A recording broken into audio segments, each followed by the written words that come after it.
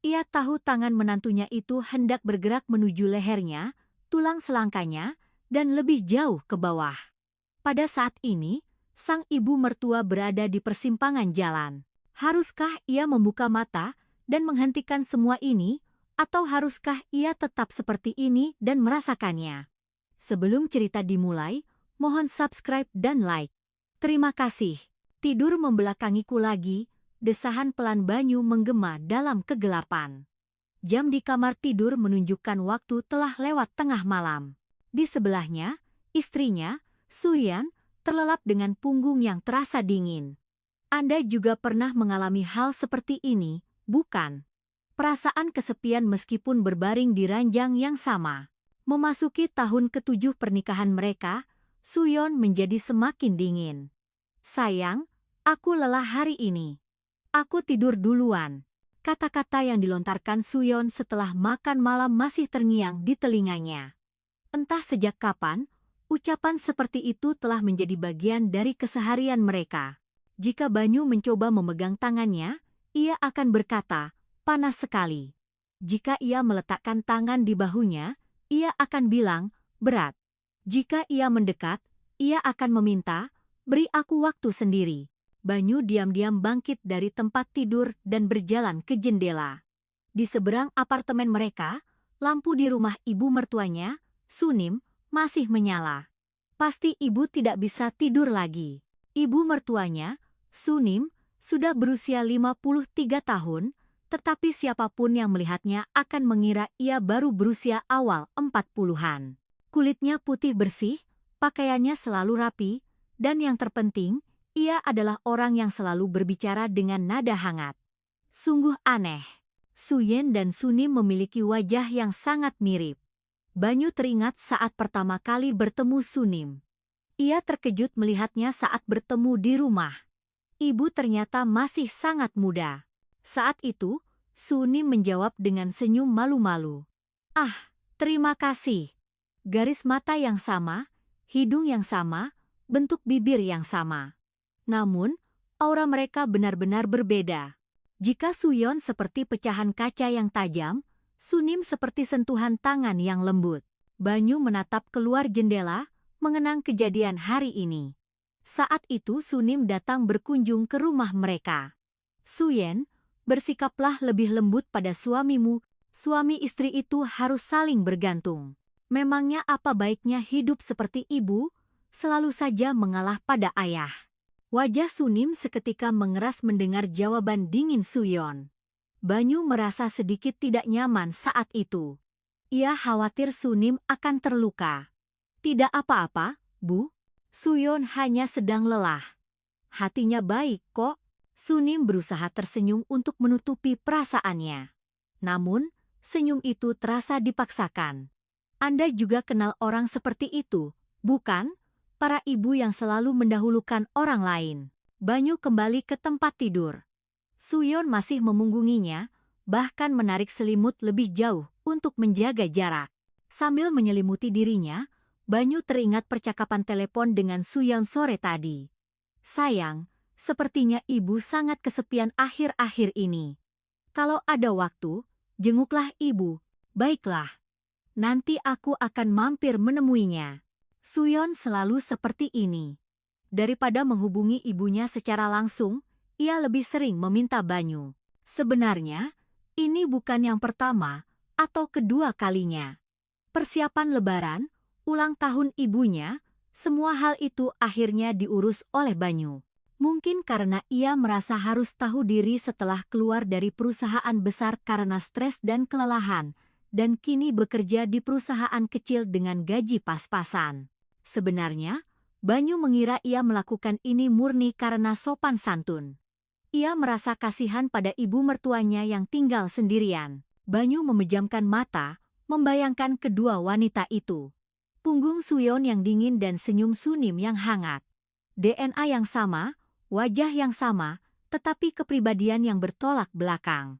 Melihat Suyon membuatnya merasa sesak, tetapi berbicara dengan Sunim membuatnya merasa nyaman.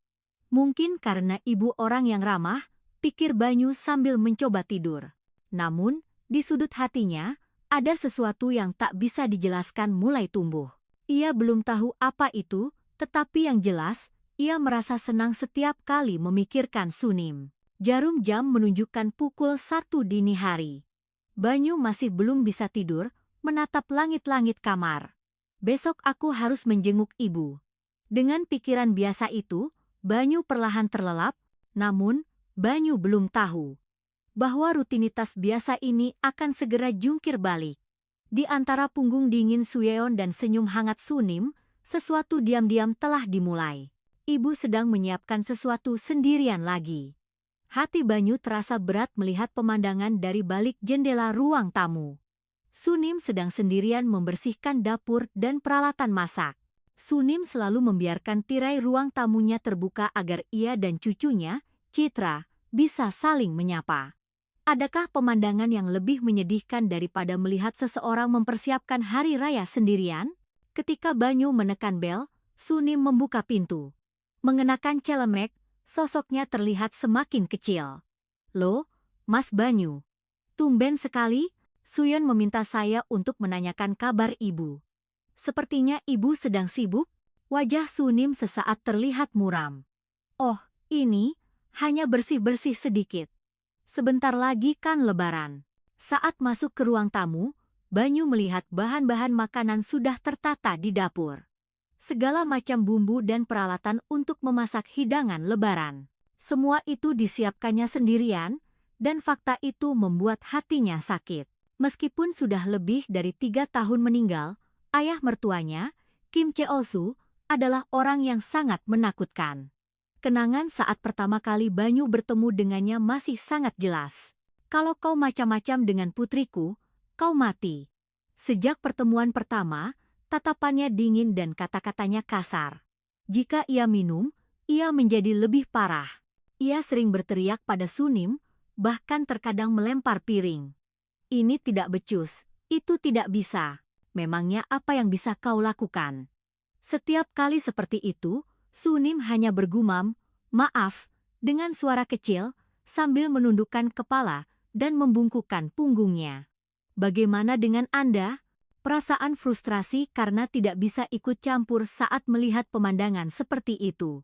"Mas Banyu, mau minum teh?" tanya Sunim sambil berjalan ke dapur, lalu tiba-tiba berbalik dan berkata, "Suyeon tidak ikut, ya? Sepertinya dia sibuk sekali akhir-akhir ini." Kekecewaan dalam suaranya menusuk hati Banyu. Sebenarnya, Suyeon tidak terlalu peduli dengan persiapan lebaran. "Bu, pekerjaan Suyeon di kantor sedang banyak sekali. Sebagai gantinya, saya akan sering-sering ke sini." "Terima kasih, Mas Banyu. Untung ada kamu." Sunim menyajikan teh dan duduk di antara tumpukan bahan makanan. Suasana terasa semakin berat. "Bu, pasti berat menyiapkan semua ini sendirian." "Tidak apa-apa. Sudah terbiasa. Dulu waktu almarhum masih ada pun, aku melakukannya sendirian." Kata-kata Sunim sekali lagi membuat hati Banyu sakit. Itu berarti ia selalu sendirian, baik saat suaminya masih hidup maupun setelah meninggal. Masih banyak wanita seperti ini, bukan? Mereka yang seumur hidupnya hidup untuk orang lain, lalu akhirnya ditinggalkan sendirian. "Suyeon sangat mirip ayahnya, ya?" Pertanyaan tiba-tiba dari Sunim membuat Banyu terkejut. Begitukah, Bu? Kalau kulihat akhir-akhir ini, mereka semakin mirip. Gaya bicaranya, sifatnya." Sunim bergumam sambil membersihkan sayuran. Tangannya terus bergerak, tetapi tatapannya menerawang jauh. Banyu juga merasakannya, bahwa Suyeon semakin mirip dengan ayah mertuanya. Tatapan dingin, kata-kata tajam, dan ketidakpedulian terhadap orang lain. Akhir-akhir ini, melihat Suyeon seperti melihat sosok almarhum ayah mertuanya. "Bu, kalau butuh bantuan, kapan saja hubungi saya. Apapun yang bisa saya bantu." "Mas Banyu, kamu baik sekali." Suyeon sangat beruntung. Suyeon sangat beruntung. Suyeon meletakkan pisaunya dan dengan lembut memegang tangan Banyu. Sentuhan yang hangat dan lembut, sangat berbeda dengan tangan Suyeon yang dingin. Pada saat itu, Banyu merasakan emosi yang aneh. Sesuatu yang berbeda dari sekadar simpati atau kasihan. Mengapa ibu dan anak yang sedarah bisa begitu berbeda? Setelah ayah Suyon meninggal, hidupku jadi sedikit lebih tenang. Aku bisa hidup tanpa harus terus waspada. Pengakuan Sunim membuat Banyu kehilangan kata-kata. Betapa menyedihkan kalimat bahwa seseorang baru merasa tenang setelah suaminya meninggal. Tapi akhir-akhir ini, aku merasa kesepian lagi. Terutama saat menyiapkan hari raya seperti ini, manusia memang aneh, ya. Dulu saat lelah, aku ingin sendirian. Tapi begitu benar-benar sendiri, aku malah merasa kesepian. Air mata menggenang di pelupuk mata Sunim. Melihatnya, Banyu merasa hatinya sesak. Tidak ada yang lebih meruntuhkan hati selain air mata seorang wanita. Ibu. Saat Banyu hendak mengatakan sesuatu, Sunim tiba-tiba bangkit. Ah, maaf. Aku bicara yang tidak-tidak. Mas Banyu, mau makan malam di sini? Tidak usah, Bu. Sudah malam. Saya akan datang lagi saat lebaran. Saat Banyu bangkit, Sunim mengantarnya sampai ke pintu depan. Hati-hati di jalan, dan sampaikan salamku untuk Suyon. Kita tinggal berseberangan, tapi rasanya seperti tinggal jauh sekali. Baik, Bu. Ibu juga jangan terlalu lelah. Dalam perjalanan pulang, Banyu terus teringat sosok Sunim. Sosoknya yang sendirian menyiapkan masakan, air matanya saat mengungkapkan kesepiannya, dan sentuhan hangat tangannya. Sesampainya di rumah, Suyen dan putrinya, Citra, sudah tertidur. Tentu saja, dengan posisi membelakangi. Berbaring di tempat tidur, Banyu merenungkan kejadian hari ini. Dua wanita dengan wajah yang sama, tetapi menjalani hidup yang sangat berbeda. Banyu belum tahu apa yang akan terjadi beberapa hari lagi saat lebaran tiba. Sentuhan hangat tangan Sunim terus terbayang.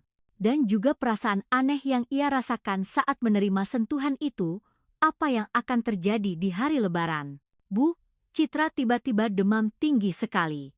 Sore hari sebelum lebaran, suara panik Suyon memenuhi rumah. Citra, yang berusia 7 tahun, tiba-tiba demam tinggi. Anda tahu, bukan? Saat anak sakit, rasanya dunia seperti runtuh. Kita harus ke rumah sakit. Langsung ke UGD. Saat Banyu mengambil kunci mobil, Suyon berkata, "Kamu ke rumah ibu saja, bantu siapkan untuk besok.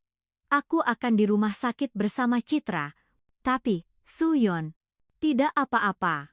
Kita tidak bisa membiarkan ibu sendirian. Keputusan Suyon dingin, tetapi tidak ada pilihan lain. Citra membutuhkan ibunya, dan Sunim tidak bisa menyiapkan segalanya sendirian. Jadilah, Banyu dan Sunim tinggal berdua saja. Pukul 6 sore, Banyu mengetuk pintu rumah Sunim. "Mas Banyu, bagaimana keadaan Citra?" Sunim bertanya dengan cemas begitu membuka pintu. Benar-benar hati seorang nenek. Dirawat di rumah sakit, Bu. Suyon yang menjaga di sana, dan menyuruh saya ke sini untuk membantu. Ya ampun, cucuku sakit parah, ya? Kekhawatiran tergambar jelas di mata Sunim. Melihat itu, hati Banyu terasa hangat. Itu adalah kekhawatiran yang tulus.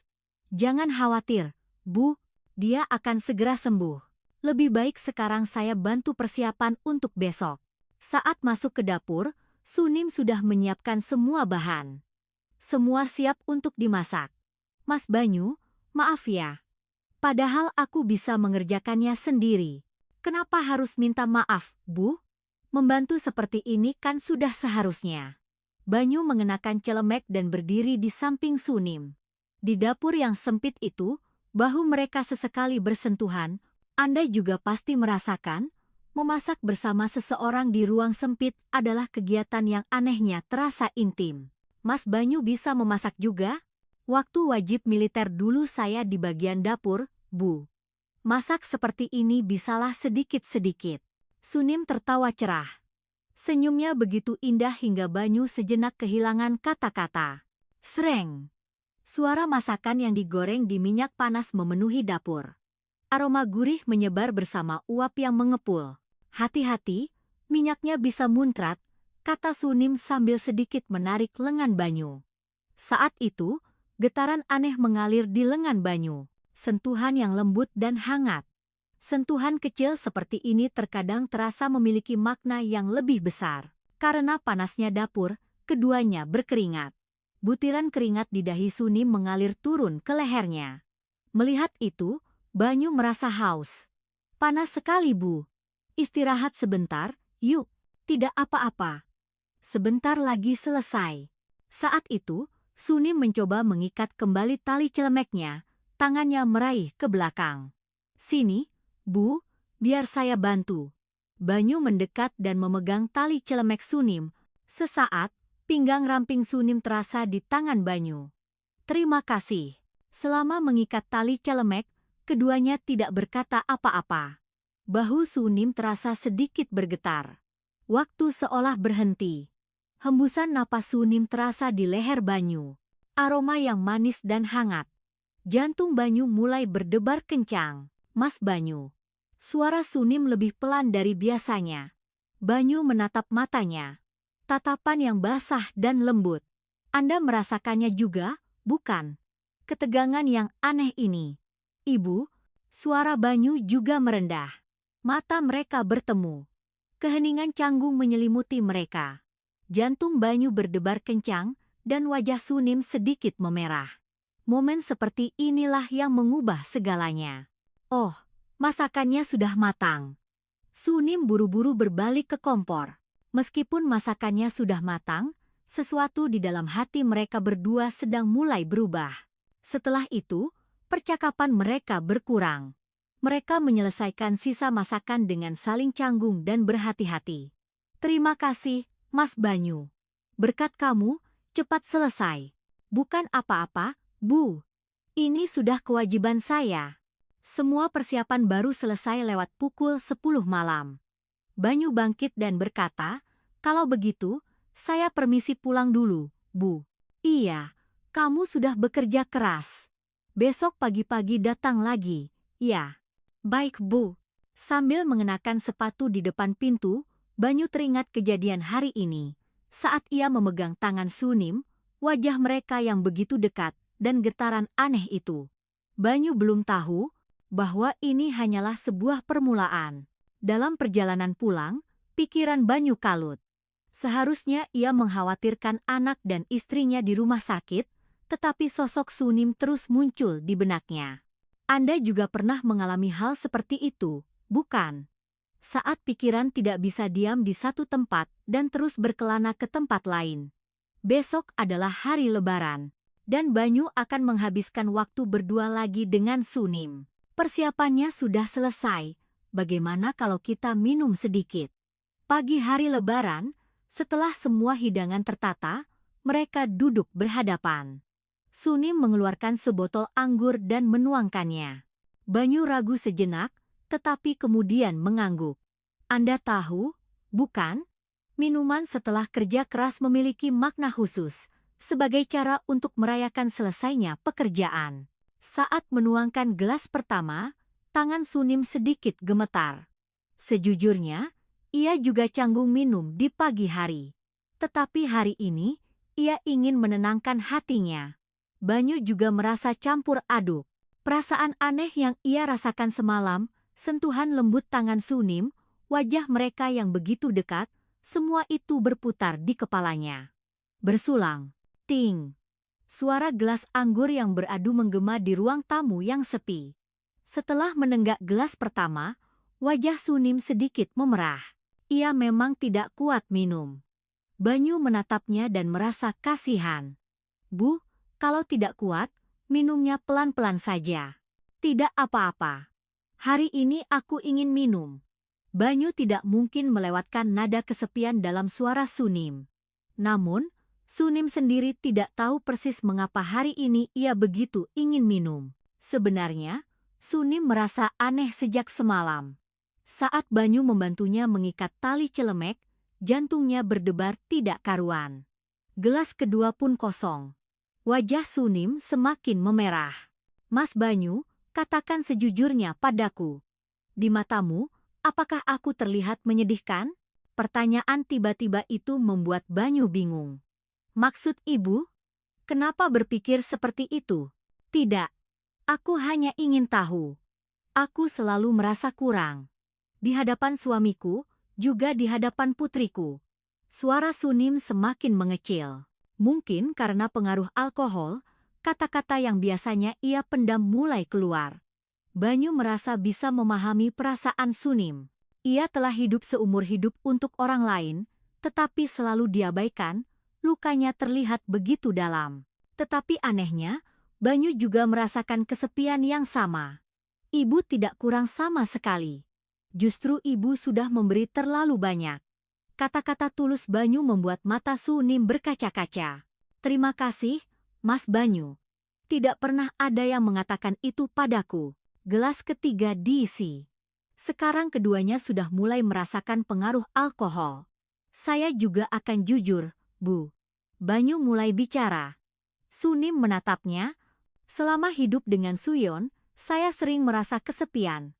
Rasanya dia semakin dingin. Pengakuan ini bahkan mengejutkan Banyu sendiri. Ia belum pernah mengatakannya pada siapapun. Mendengar kata-kata Banyu, hati Sunim terasa sakit.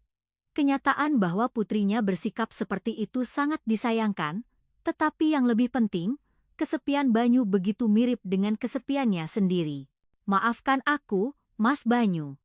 Sepertinya aku salah mendidik putriku. Bukan, Bu. Ini bukan salah ibu. Saat gelas keempat kosong, percakapan mereka menjadi semakin dalam. Mas Banyu, kapan saat paling bahagia untukmu? Pertanyaan Sunim membuat Banyu berpikir sejenak. Entahlah, akhir-akhir ini, saat bertemu ibu adalah saat yang paling nyaman bagi saya. Saat mengucapkan itu, Banyu sendiri terkejut, tetapi itu adalah kebenaran. Jantung Sunim berdebar kencang. Tanpa sadar, wajahnya semakin memerah. Aku juga paling senang saat Mas Banyu datang. Keduanya tahu bahwa momen ini berbahaya. Tetapi mereka tidak bisa berhenti. Sambil menenggak gelas kelima, Sunim mulai menangis. Aku merasa seumur hidupku belum pernah dicintai. Suamiku hanya memukulku, dan putriku mengabaikanku. Ibu. Banyu mendekati Sunim, dan meletakkan tangan di bahunya. Sunim menyandarkan tubuhnya pada sentuhan hangat itu. Ia tidak ingat kapan terakhir kali menerima penghiburan seperti ini. Aku selalu kurang. Tidak cantik, tidak pintar. Jangan bicara seperti itu. Ibu sangat cantik. Setiap orang punya kelebihan dan kekurangan. Ibu pasti punya kelebihan, cobalah lihat itu. Mendengar kata-kata Banyu, Sunim mengangkat kepala dan menatapnya. Meskipun matanya mabuk, ada ketulusan di dalamnya. Saat itu, pandangan mereka bertemu. Mas Banyu, Ibu. Wajah mereka semakin dekat. Aroma alkohol bercampur dengan napas yang manis. Tetapi tepat pada saat itu, Sunim tiba-tiba memalingkan wajahnya. Tidak, kita tidak boleh begini. Sunim bingung dengan perasaannya sendiri. Ia tahu salah memiliki perasaan seperti ini pada menantunya, tetapi hatinya terus condong ke arah itu. Banyu juga terkejut. Ia baru sadar apa yang baru saja akan dilakukannya. Maaf, Bu, saya. Bukan. Sepertinya aku terlalu banyak minum. Keheningan canggung menyelimuti mereka. Keduanya sadar bahwa mereka baru saja nyaris melewati batas. Akhirnya, Sunim menyandarkan tubuhnya di sofa. Ia terlalu mabuk. Ibu, tidak apa-apa? Ya, sedikit pusing. Kelopak mata Sunim terasa berat. Campuran alkohol dan kebingungan emosional membuatnya langsung terlelap. Banyu menatap Sunim yang tertidur dengan perasaan campur aduk. Percakapan hari ini dan kejadian yang nyaris terjadi barusan. Napas teratur Sunim terdengar di ruang tamu. Wajahnya memerah karena alkohol dan bibirnya basah. Anda juga merasakannya, bukan? Pada saat ini, segalanya menjadi rumit. Banyu menatap wajah tidur Sunim dan jantungnya berdebar kencang. Dan tanpa sadar, ia merasakan dorongan untuk mengulurkan tangan dan membelai rambutnya. Banyu belum menyadari betapa berbahayanya dorongan ini. Melihatnya dari dekat seperti ini, Banyu menatap lurus ke wajah Sunim yang terbaring di lantai ruang tamu. Sejak membaringkannya yang tertidur di lantai, Banyu terus duduk di tempat itu. Adakah yang terlihat lebih polos dan tanpa pertahanan selain wajah orang yang sedang tidur? Kulit putih Sunim tampak semakin bersinar di bawah sinar matahari sore. Kulit yang begitu halus dan lembut, sulit dipercaya usianya sudah 50-an. Melihatnya, tenggorokan Banyu terasa kering. Wajah yang memerah karena alkohol, bibir yang sedikit terbuka dengan napas kecil yang keluar, dan dadanya yang naik turun dengan tenang di balik pakaian tipisnya. Pandangan Banyu perlahan menyapu tubuh Sunim. Dari lehernya yang jenjang, tulang selangkanya yang halus, hingga siluet dadanya yang melengkung lembut. Banyu tahu apa yang sedang ia lihat, tetapi ia tidak bisa mengalihkan pandangannya. Tapi anehnya, Sunim juga merasakan semua ini. Sebenarnya, Sunim tidak sepenuhnya tertidur. Meskipun pikirannya kabur karena alkohol, ia bisa merasakan tatapan Banyu di seluruh tubuhnya. Setiap kali tatapan panas itu melewati tubuhnya, ia merinding. Tetapi Sunim tidak membuka matanya. Ia takut momen ini akan berakhir. Banyu dengan hati-hati mengulurkan tangannya. Terlihat seolah-olah ia ingin merapikan rambut yang jatuh di dahi Sunim, tetapi sebenarnya itu adalah hasrat untuk menyentuhnya. Rambut lembut itu meluncur di antara jari-jari Banyu. Rasanya seperti sutra. Saat ujung jari Banyu sedikit menyentuh dahi Sunim, tubuh Sunim sedikit bergetar. Semua akan baik-baik saja, bisik Banyu dengan suara kecil. Ia sendiri tidak tahu persis apa yang akan baik-baik saja, tetapi kata-kata itu keluar begitu saja. Mendengar bisikan itu, jantung Suenim berdebar kencang. Ia tidak pernah tahu suara Banyu bisa selembut dan sehangat ini. Ia bertanya-tanya apakah Sueyon pernah mendengar suara seperti ini. Saat itu, tangan Banyu dengan lembut membelai pipi Sunim. Tangan pria yang hangat dan sedikit kasar. Saat itu, seluruh tubuh Sunim merasakan getaran. Ia tidak ingat kapan terakhir kali menerima sentuhan penuh kasih sayang seperti ini. Banyu juga merasakan jantungnya berdebar kencang saat menyentuh pipi lembut Sunim. Sangat berbeda dengan kulit Suyon yang dingin, rasanya hangat dan kenyal. Ibu, suara Banyu semakin rendah. Tangannya perlahan turun mengikuti garis leher Sunim. Sunim, dengan mata terpejam, bisa merasakan setiap gerakan Banyu.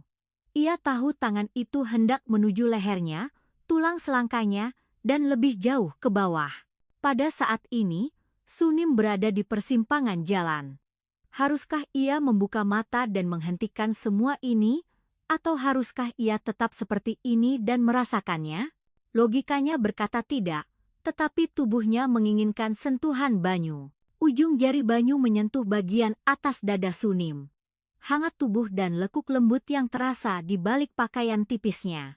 Banyu menelan ludah. Suara kecil itu memecah keheningan. Kelopak mata Sunim sedikit bergetar.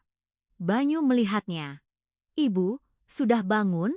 Keheningan sejenak. Sunim tidak menjawab, tetapi Banyu tahu bahwa ia sudah bangun. Keduanya tahu aturan permainan ini. Sunim berpura-pura tidur, dan Banyu, meskipun tahu, juga berpura-pura tidak tahu. Di atas garis batas yang tipis ini, keduanya sedang berjalan di atas tali yang berbahaya. Napas Banyu menjadi lebih berat. Dada Sunim juga mulai naik turun dengan cepat. Hasrat keduanya saling terkait di udara. Seharusnya aku tidak melakukan ini.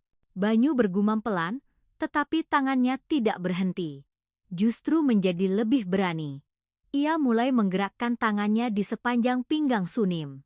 Sentuhan itu membuat seluruh tubuh Sunim gemetar. Bahkan saat suaminya masih hidup, ia tidak pernah menerima sentuhan seperti ini. Hubungan mereka yang selalu kasar dan sepihak sangat berbeda. Sentuhan Banyu penuh kasih dan kerinduan. Hati-hati dan halus, seolah-olah menyentuh harta karun yang rapuh. Sunim belum pernah diperlakukan seperti ini, membuatnya semakin terharu. Ibu sangat cantik. Bisikan Banyu membuat air mata menggenang di mata Sunim. Ia tidak ingat kapan terakhir kali seseorang mengatakan bahwa ia cantik. Tetapi tepat pada saat itu, ponsel Banyu tiba-tiba berdering. Telepon dari Suyon. Keduanya terkejut dan berhenti. Realitas tiba-tiba menerjang masuk. Banyu buru-buru menarik tangannya dan menjawab telepon. "Halo, sayang. Bagaimana keadaan Citra? Demamnya sudah turun banyak. Kamu sedang apa?" Suara dingin Suyeon menggema di ruang tamu. Banyu melirik Sunim dan menjawab. Ini, sedang membantu ibu membereskan meja." "Oke. Besok pagi aku akan pulang bawa Citra." Setelah telepon ditutup, keheningan canggung menyelimuti mereka. Sunim masih memejamkan mata, tetapi keduanya tahu situasinya telah berubah. Banyu sadar apa yang baru saja akan dilakukannya. Sebagai menantu, ia nyaris melakukan hal yang tidak seharusnya. Rasa bersalah dan hasrat bercampur aduk menekan dadanya. Sunim juga bingung. Memang benar ia menyukai sentuhan Banyu, tetapi ia juga tahu betapa berbahayanya hal ini. Namun, satu hal yang pasti bagi keduanya, mereka telah melewati batas yang tidak bisa ditarik kembali. Dan perasaan ini tidak akan hilang. Banyu diam-diam bangkit dan menyelimuti Sunim. Saat hendak meninggalkan ruang tamu, ia berbalik. Sunim masih memejamkan mata, tetapi Banyu tidak melewatkan dadanya yang naik turun dengan cepat. Di dalam hati keduanya, kini telah tertanam sebuah kerinduan yang tak bisa diubah. "Aku tidak tahan lagi. Aku harus segera pergi." Banyu mengepalkan tangannya saat meninggalkan rumah. Sunim memikirkan apa yang baru saja ia lakukan dan apa yang nyaris ia lakukan, seluruh tubuhnya gemetar. Sebagai menantu, ia telah melakukan hal yang tidak seharusnya. Namun, di sudut hati Banyu, suara lain berbisik. Kulit lembut Sunim, kehangatan tubuhnya, aroma manis yang menguar dari dadanya. Banyu menggelengkan kepalanya dengan keras. Ia tahu tidak seharusnya memikirkan hal-hal seperti itu, tetapi bayangan itu terus muncul. "Aku harus ke rumah sakit. Aku harus melihat Suyon dan Citra."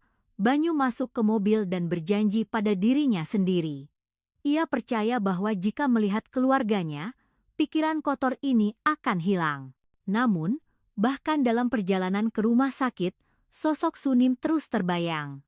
Terutama saat tubuhnya sedikit gemetar karena sentuhannya, dan ekspresinya saat memejamkan mata tetapi merasakan segalanya. Banyu tidak tahu bahwa pada saat itu, Sunim juga sedang mengalami kebingungan yang sama di ruang tamu yang sepi. Sunim masih terbaring di tempatnya cukup lama setelah Banyu pergi. Sentuhan terakhirnya saat menyelimutinya seolah masih membekas di seluruh tubuhnya.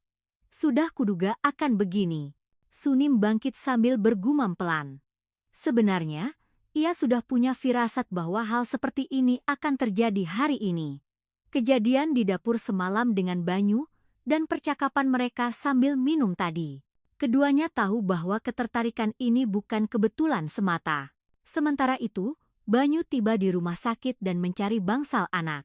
Ia ragu sejenak di depan kamar rawat Citra. Ia merasa akan dihancurkan oleh rasa bersalah saat melihat Suyon dan putrinya. "Ayah." Saat pintu kamar terbuka, Citra tersenyum cerah dan melambaikan tangan. Demamnya sepertinya sudah banyak turun, wajahnya terlihat segar. "Citraku sudah baikan, ya. Ayah kangen." Banyu memeluk putrinya, tetapi sudut hatinya masih terasa berat. Suyon duduk di kursi di samping tempat tidur, menatap ponselnya. Ia bahkan tidak mengangkat kepala saat Banyu masuk. "Ibu baik-baik saja?" tanya Suyon tanpa mengalihkan pandangan dari ponselnya. Suaranya dingin. "Iya. Aku pulang saat ibu sedang tidur siang." Jawab Banyu, jantungnya berdebar kencang. Itu bukan kebohongan, tetapi juga bukan seluruh kebenaran. Suyon memperhatikan ekspresi canggung suaminya. "Ada yang aneh. Kenapa wajahmu begitu?" "Tidak apa-apa. Hanya lelah." Banyu berusaha keras untuk tetap tenang, tetapi ia tidak bisa menghindari tatapan tajam Suyon. "Apa ibu bicara yang aneh-aneh lagi?" Pertanyaan Suyon membuat Banyu bingung. Ia penasaran apa yang dimaksud dengan bicara yang aneh-aneh. Bicara aneh, apa? Ah, seperti biasa. Ibu kadang-kadang suka bilang kalau dirinya tidak berguna, minta maaf, hal-hal seperti itu. Banyu berkeringat dingin. Ia berpikir jangan-jangan Suyon tahu apa yang terjadi hari ini, tidak ada apa-apa. Ibu tidak bilang begitu. Setelah jawaban singkat itu, keheningan canggung menyelimuti mereka. Hanya Citra yang asyik bermain dengan mainannya. Banyu merasa sesak berada di kamar ini. Tatapan dingin Suyeon, dan yang terpenting, rasa bersalahnya sendiri, tidak tertahankan. Aku pulang dulu untuk istirahat. Besok pagi aku ke sini lagi. Ya sudah, istirahatlah. Suyeon masih menunjukkan ekspresi acuh tak acuh. Ia tidak mencoba untuk tahu bahwa suaminya sedang kesulitan atau memiliki beban pikiran. Banyu merasa semakin hampa saat meninggalkan rumah sakit. Ia pikir hatinya akan tenang jika bertemu keluarganya, tetapi malah semakin bingung. Dinginnya Suyeon dan hangatnya Sunim terasa semakin kontras. Duduk di mobil hendak menyalakan mesin, Banyu tiba-tiba merasa haus. Lebih tepatnya, ia ingin minum. Papan nama sebuah minimarket di dekat rumah sakit menarik perhatiannya. Banyu turun dari mobil dan berjalan ke sana. Ia mengambil sebotol minuman keras dari lemari pendingin dan beberapa camilan kering. Diminum di sini? Tanya kasir, tetapi Banyu menggeleng. Tidak, bungkus saja. Duduk di kursi plastik di depan minimarket, Banyu membuka botol. Ia menenggaknya langsung dari botol. Seharusnya tidak begini. Banyu bergumam sambil terus minum. Kulit lembut Sunim, bibirnya yang basah, dan tubuhnya yang merespons sentuhannya terus terbayang. Setelah membeli satu botol lagi dan meminumnya, kepalanya mulai pusing. Tetapi dalam kepusingan itu, sosok Sunim menjadi semakin jelas. Ibu juga menginginkannya. Di bawah pengaruh alkohol, Banyu yakin. Cara Sunim berpura-pura tidur, caranya tidak menolak sentuhannya, ia menganggap semua itu sebagai sinyal. Tetapi Banyu tidak tahu betapa bingungnya Sunim pada saat itu. Setelah menenggak gelas ketiga, penilaian Banyu menjadi kabur. Keinginan untuk kembali ke Sunim lebih kuat daripada pikiran untuk pulang. Sekali saja. Sekali lagi saja. Banyu bangkit sambil terhuyung-huyung. Meskipun sangat mabuk, langkahnya secara alami mengarah ke rumah Sunim. Ia bahkan lupa telah datang dengan mobil, meninggalkannya di depan minimarket dan berjalan begitu saja. Jarak dari minimarket ke rumah Sunim hanya 10 menit berjalan kaki. Tetapi bagi Banyu, rasanya sangat jauh.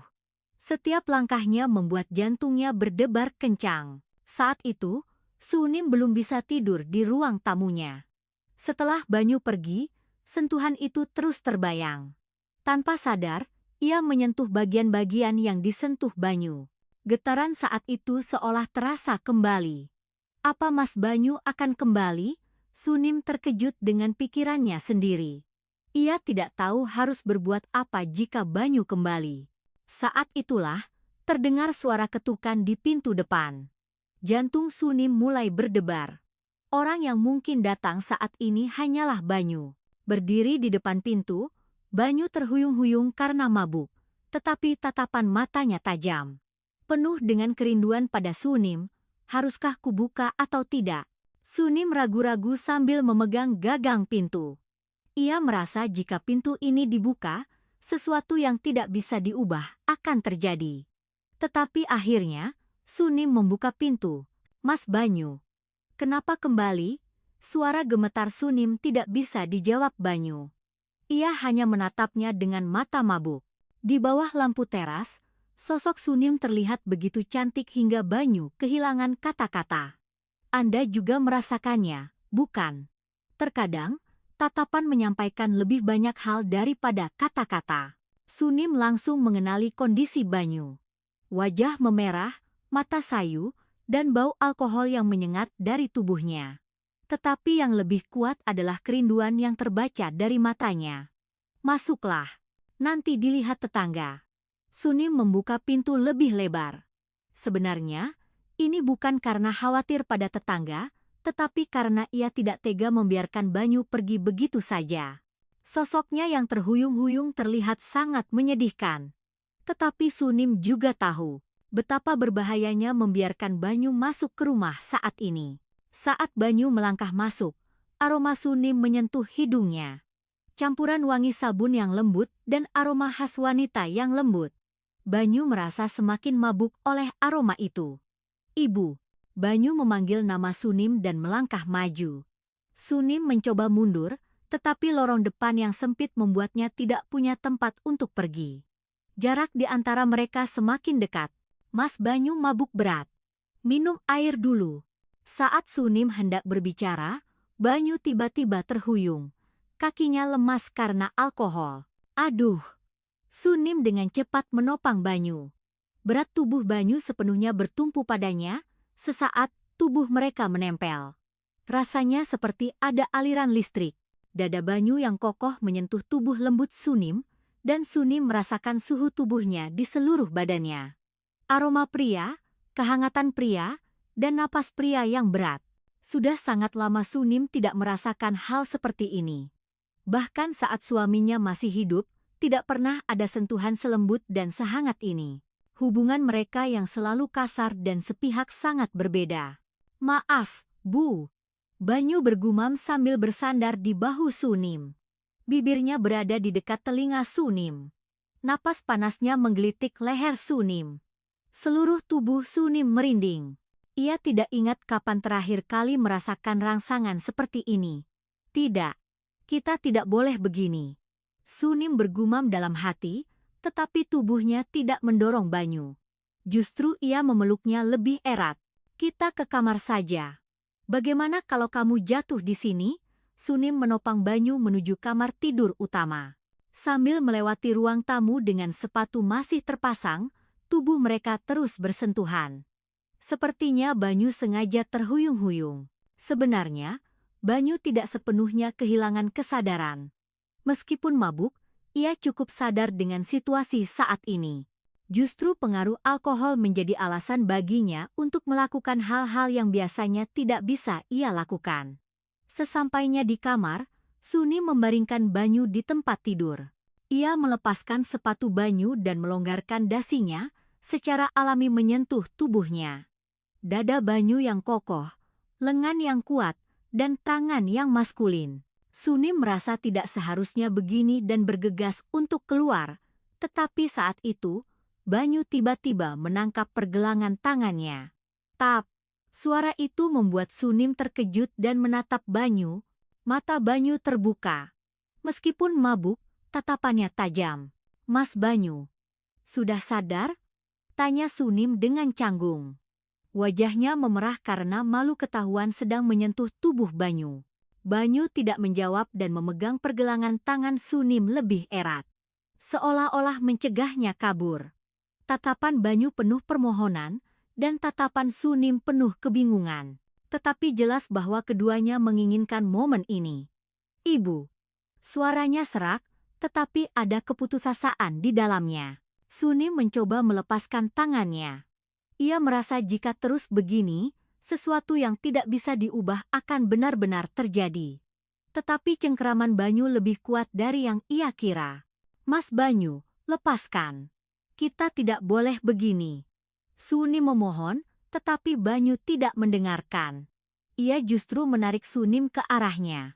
Sunim jatuh di atas dada Banyu. Wajah mereka menjadi sangat dekat. Ini pertama kalinya ia melihat wajah Banyu dari jarak sedekat ini. Alis tebal, hidung mancung, dan bibir yang sedikit terbuka.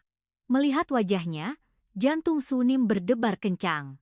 Banyu juga menatap wajah Sunim dengan jelas. Pipi yang memerah karena alkohol, mata yang basah, dan ekspresi bingung yang membuatnya semakin cantik. "Ibu sangat cantik," bisik Banyu. Hati Sunim goyah. Kapan terakhir kali seseorang dengan tulus mengatakan bahwa ia cantik? Sunim mencoba bangkit, tetapi Banyu tidak melepaskannya. "Mas Banyu, sungguh tidak boleh." "Kita, Ibu."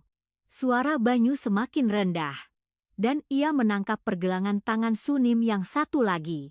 Sekarang Sunim benar-benar terperangkap oleh Banyu. "Kenapa kamu melakukan ini?" Tanya Sunim dengan suara bergetar. Tetapi ia juga tahu mengapa Banyu melakukan ini dan mengapa ia tidak bisa melepaskan diri.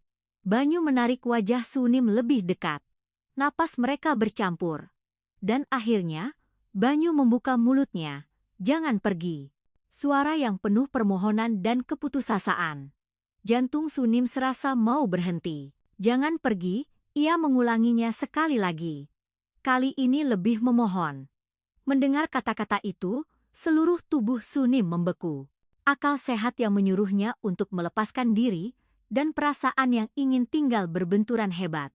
Tidak boleh. Sungguh tidak boleh. Sunim menggelengkan kepala, tetapi tubuhnya tidak menjauh dari Banyu. Sekali saja. Tolong, sekali saja. Suara Banyu semakin memohon.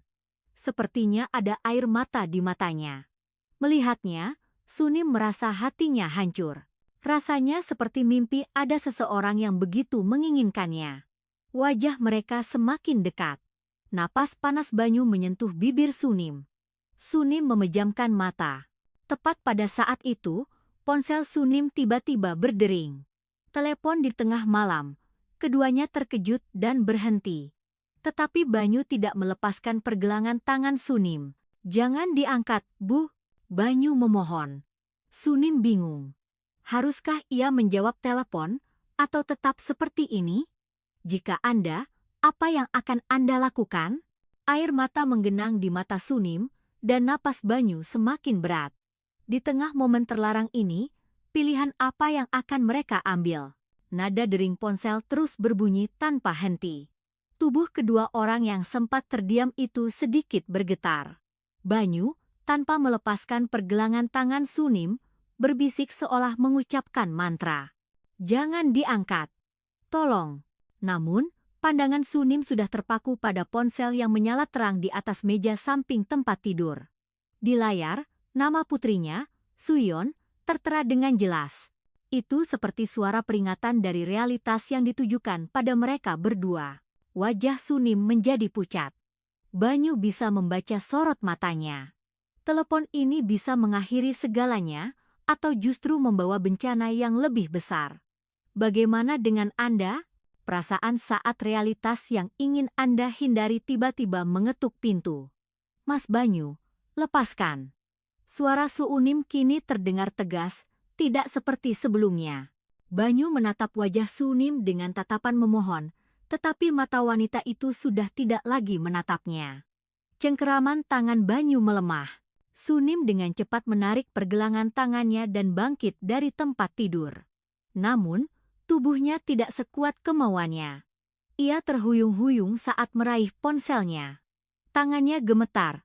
Getaran itu terasa hingga ke hati Banyu. Halo. Sunim berhasil mengeluarkan suara. Tapi sudah terlambat. Nada dering berhenti. Panggilan dari Suyeon hanya tersisa sebagai panggilan tak terjawab. Keheningan menyelimuti ruangan. Keduanya tidak bisa berkata apa-apa. Hanya rasa bersalah, penyesalan atas tindakan mereka, dan sisa-sisa perasaan aneh yang masih bercampur aduk. Maafkan saya, Bu. Saya terlalu mabuk. Banyu akhirnya membuka suara. Yang lebih pekat dari alkohol adalah penyesalan. Ia akhirnya sadar betapa berbahayanya tindakan yang telah ia lakukan sebagai seorang menantu, suami, dan ayah dari seorang anak. Sunim, tanpa menjawab, merapikan dasi Banyu yang kusut. Sentuhan tangannya kini terasa dingin, tidak seperti sebelumnya. Seolah-olah sedang membangun kembali dinding terlarang. Pulanglah. Aku harus menelepon Suyeon. Suara Sunim tidak menunjukkan emosi apapun. Hanya kosong. Melihat sosok Sunim yang seperti itu, Banyu teringat pada wajah dingin istrinya, Suyeon. Wajah yang sama, darah yang sama. Tapi mengapa Suyeon begitu dingin, dan Sunim begitu hangat? Dan mengapa sekarang, wajah Suyeon yang dingin itu terlihat pada Sunim? Banyu diliputi kebingungan yang tak bisa ia pahami. Ibu, saya, pergilah. Percakapan lebih lanjut tidak mungkin dilakukan. Banyu menundukkan kepala dan berjalan menuju pintu depan. Langkahnya terasa berat, Saat ia membuka pintu dan melangkah keluar, barulah Sunim menatap punggungnya dan mulai menangis. Anda juga pernah mengalaminya, bukan? Kesedihan yang meledak saat akhirnya sendirian setelah menahan emosi. Aku ini sebenarnya apa? Sunim terduduk lemas.